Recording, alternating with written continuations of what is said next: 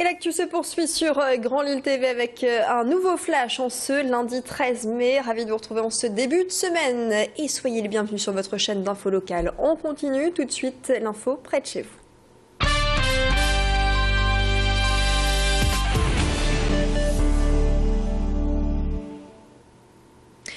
Et pour débuter ce flash, on fait le point sur le coronavirus. 2 personnes sont toujours hospitalisées au CHRU de Lille. Rappelons que les 2 autres cas se sont finalement révélés négatifs. Le patient de retour de Dubaï est pris en charge au service infectiologie, tout comme son ancien voisin de chambre.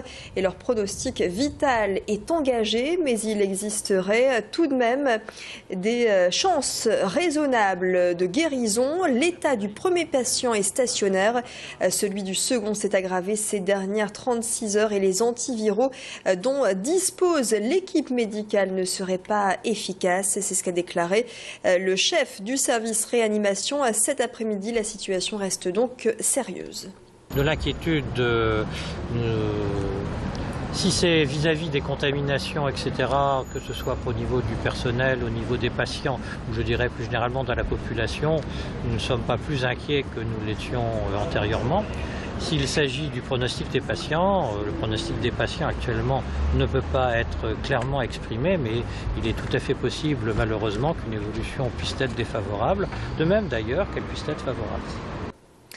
Voilà les propos recueillis par Bérénice Bejo pour ce point sur la situation au CHRU de Lille. En bref, le procès des 3 hommes suspectés de l'agression homophobe du vice-versa, un bar du Vieux-Lille, est reporté sur demande du parquet pour raison procédurale. Ils comparaîtront finalement le 26 juin. Souvenez-vous, le 17 avril dernier, les 2 gérants et le serveur d'un bar gay avaient été frappés, et ce en plein contexte du vote sur le mariage pour tous. Le mobilier et la vitrine de l'établissement avaient été endommagés. Des images signées Olivier Milleville.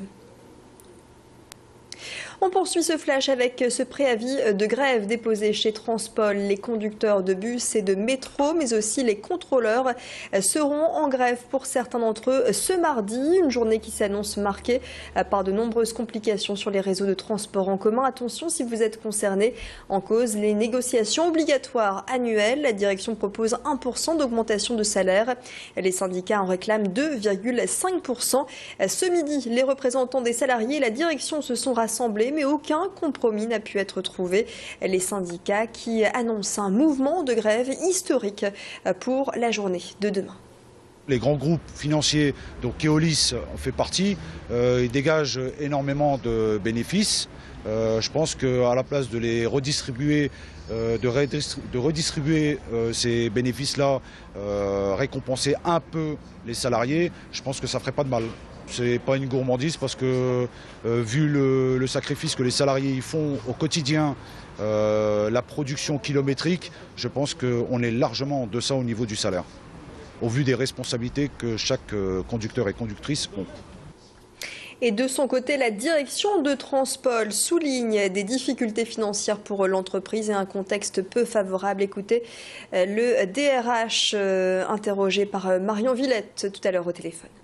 Aujourd'hui, nous sommes chez Transpol dans un contexte relativement difficile, puisqu'en 2012, nous avons perdu plus de 2 millions d'euros, que les prévisions de 2013 ne sont pas très bonnes non plus, puisqu'on prévoit un déficit qui dépasserait le million d'euros. C'est pourquoi nous avons souhaité faire cette année des propositions de revalorisation salariale qui soient à la hauteur notamment de l'inflation, qui jouent sur quelques leviers.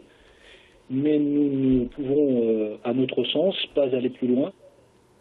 Dans le reste de l'actu, les vols de câbles ne concernent pas uniquement les lignes SNCF. L'Amitram en est aussi victime. Ce tramway historique et touristique qui relie Marquette à Vambrechy fait les frais d'actes de vandalisme. Au total, ce sont 300 mètres de câbles de cuivre qui ont été dérobés. Résultat, l'Amitram est à l'arrêt. Ce n'est pas la première fois que ce service subit des vols. Et cette fois, les dirigeants vont tenter de remettre en marche certaines portions au plus vite. Objectif, être prêt pour Deuil, en fait un événement qui se déroulera les 1er et 2 juin. On a déjà passé un certain temps ici, entre autres mercredi, malgré la pluie, on était là occupés à mettre en sécurité et à prévoir l'avenir, hein. Là, j'ai rendez-vous demain et dans les jours qui viennent avec quelques collègues pour refaire les consoles.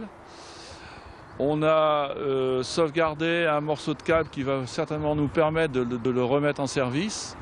Et on va essayer de tout faire pour au moins pouvoir alimenter l'équipement, toute la partie qui est bonne.